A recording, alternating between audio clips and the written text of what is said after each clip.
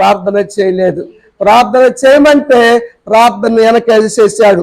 ప్రార్థనను వెనకేయటం ఎంత ప్రమాదమో విశ్వాసులైన వారు ఈ సందర్భంగా గుర్తించాలి. అప్పుడైనా సరే ప్రభువా తప్పు అయిపోయింది అని మోకరించి ప్రార్థన చేసుకొని ఉంటే తుఫాను అణిగిపోయేదేమో, పక్క రేవులో ఆపిచ్చేవాడేమో, మళ్ళీ తిరుగు ప్రయాణంలో వెళ్ళేవాడేమో. కానీ ఏమీ చేయలేదు. ఇంకా అంటాడు, నా నెత్తి సముద్రంలో పడేయండి అంటాడు. అంటే ప్రార్థన చేయటం కన్నా కూడా సముద్రంలో పడేయటానికే ఇష్టపడ్డటువంటి యోనా జీవితం మనం చూస్తా ఉన్నాం. ఇంకా చెబుతాడు తెలుసా, నేను సముద్రానికి, దీనికి ఆకాశానికి దేవుడైనటువంటి నేను భయభక్తులు గలవాడిని. భయభక్తులు గలవాడేనా కదా చెబుతా ఉంటారు కదా. భయభక్తులు, భయం లేని కోడి అంట బజార్తో గుడ్డు పెట్టిందని, బలిసిన కోడి అంట చికెన్ ఆడికి వెళ్ళి బేవయ్య గారి కొట్టుకాడికి వెళ్ళి తొడగొడుతుందంట.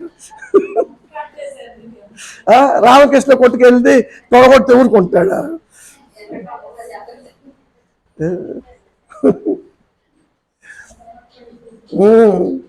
కాబట్టి దేవుని విషయాల్లో మన మంత్రమురా, మనం ఏ పాత్ర వాళ్ళోరా, భయం లేకపోయినా భయం ఉన్నట్టుగా చెబుతున్నాడు. కానీ వాళ్ళు భయపడ్డారు, అన్యులు భయపడుతున్నారు. నిజంగా కొన్ని సన్నివేశాలు చూస్తుంటే, కొన్ని పరిస్థితుల్లో చూస్తుంటే విశ్వాసుల కన్నా కూడా నమ్మనటువంటి అన్యులు భయపడతా ఉన్నారు దేవుని విషయాల్లో. వారు రహస్య క్రైస్తవులు చాలా మంది, ఎక్కువ మంది ఉన్నారు కదా.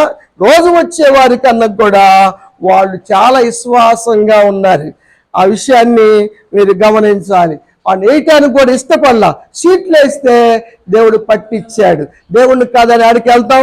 దావీదు అంటాడు, ఆడికి వెళ్ళగలనా నిన్ను కాదని, రెక్కలు కట్టుకొని ఆకాశానికి వెళ్తే అక్కడ ఉంటావు, నువ్వు లేని చోటు ఉందయ్యా అన్నాడు. మరి ఆడకి వెళ్దామని కుర్రాడు వెళ్తున్నాడు.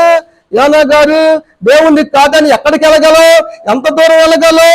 ఏం చేయగలవు? నువ్వు ఏం చేయలేవు దేవుని కాదని. ఆ విషయాన్ని విశ్వాసులందరూ కూడా గమనించాలని మరి ఒకసారి నేను జ్ఞాపకం చేస్తున్నా.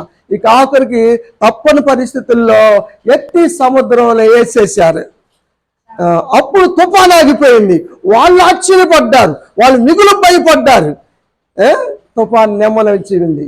ఇతను మాత్రం సముద్రంలో పడ్డాడు. కానీ కృప కలిగిన దేవుడు, వదిలిపెట్టని దేవుడు, కనికరం కలిగిన దేవుడు ఒక చేపను సిద్ధపాటు చేశాడు కదా. యోనాను మింగే చేప యోనా కన్నా ఇంకంత 3 అంతలు ఉంటుందంటది. అది ఎప్పుడు పుట్టిందో, ఎప్పుడు పెరిగిందో యోనా మాట వినడానికి దేవుడికి ముందే తెలుసు. ఈ ప్రయాణాలు చేస్తాయని ముందే తెలుసు. అందుకని యోనా పుట్టక ముందే దేవుడు యోనాను మింగే చేపను పుట్టించాడు. దేవుడు ప్రణాళికలకు ఎక్కువ అర్థం అవుతాయి. అందుకని ఏదైనా దేవుని చిత్తంలో నడిస్తే మన జీవితాల్లో మేలు పొందుకుంటాం, కానీ మన చిత్తంలో నడిస్తే మాత్రం మేలు పొందలేం అన్న సత్యము ఇక్కడ కనబడతా ఉంది. ఇప్పుడు చేప కడుపులో ఉండి నేను ఉపద్రవంలో ఉన్నాను, పాతాళంలో ఉన్నాను అనుకొని ఇప్పుడు ప్రార్థన మొదలుపెట్టారు 2వ అధ్యాయంలో. అంటే ప్రార్థన చేయటానికి ఇంత జరగాల? ఇంత తెచ్చుకుంటే కానీ ప్రార్థన చేయరా? ఇవన్నీ జరిగితే కానీ కాళ్ళు వంగవా? అది మంచి పద్ధతి కాదు. ముందుగా తెలుసుకొని ప్రార్థన చేయటం అన్నది చాలా చాలా మంచిది. దేవుడు విడిచిపెట్టే దేవుడు కాదు, కృప కలిగిన దేవుడు. యోనాను నా మాట వినలేదు అని వదిలిపెట్టలేదు. ఆయన వాళ్ళు క్షేమంగా ఒడ్డుకి చేర్చాడు. అక్కడ ఒక దిన ప్రయాణం అంతా కూడా ఆయన చెప్పిచ్చాడు. ఎండ పోగొట్టడానికి, శ్రమ పోగొట్టడానికి 4వ అధ్యాయంలో మనం చూస్తాం. 6వ వచనంలో సొర చెట్టు ఏర్పరిచి శ్రమంతా పోగొడితే తల మీద నీడనిచ్చింది. అబ్బా సంతోషం, మేలు చేస్తే సంతోషం. ఎంత ఆనందం వచ్చిందో, అది వెళ్ళిపోతే ఎంత కోపం వచ్చిందో. ధ్యానం పోయినంత కోపం వచ్చింది. న్యాయమేనా? నువ్వు కోపపట్టవు న్యాయమేనా యోనా అని దేవుడు అడిగితే ధ్యానం పోయేంత న్యాయం అన్నాడు. మామూలు న్యాయమేంది? ధ్యానం పోయినంత. ఏమయ్యా నువ్వు అని పెంచావా? నువ్వు ఎత్తలు వేసావా? నీళ్ళు పోసావా? నువ్వు ఏం చేయడానికే నీకు ఎంత ఇది ఉంటే మరి అన్ని చేసి నాకెంత ఉంటుంది?